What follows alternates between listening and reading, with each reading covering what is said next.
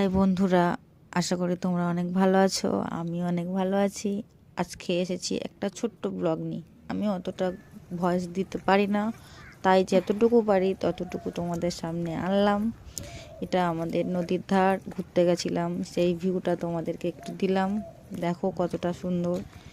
এটা এটা হলো আমাদের মন্দির, মানে আমাদের গ্রামের সবার খুব জাগ্রত মন্দির। বছরে একবার পুজো হয়। সেখানটায় রমেশ এসে প্রণাম করলো। আমি তো ক্যামেরা ধরেছিলাম, তাই তোমাদেরকে দেখাতে পারলাম না। আমিও প্রণাম করলাম।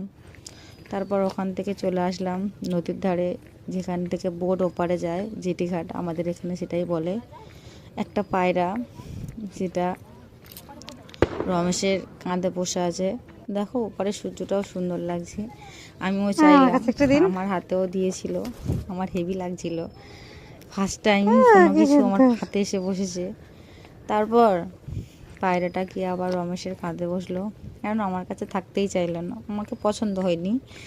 যাই হোক, তারপর পায়রার মালিকের কাছে চলে গেল, ওটা তো থাকারই নয়।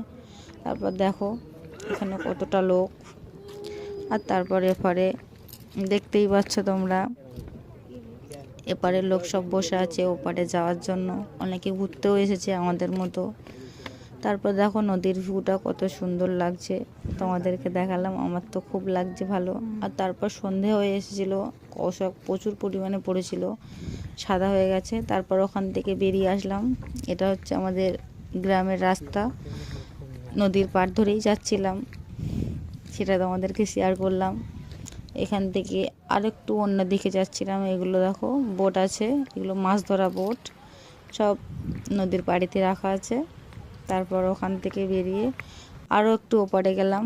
এটা নদীর ভেড়ি, এখান থেকে এটা মাটির রাস্তা, এখান থেকে হেঁটে গেলাম। দেখো এখানে বোট বানানো হচ্ছে, একটা কাকু বোট বানাচ্ছে, সেখানে একটু থাকলাম। তারপর ওখান থেকে বেরিয়ে চলে আসলাম আর একটু অন্যদিকে। দেখো এইখানকার ভিউটা কতটা সুন্দর। আমি যতটুকু পেরেছি তোমাদেরকে শেয়ার করেছি। ভালো লাগলে লাইক কমেন্ট শেয়ার করো। টাটা বন্ধুরা, ভালো থেকো সবাই।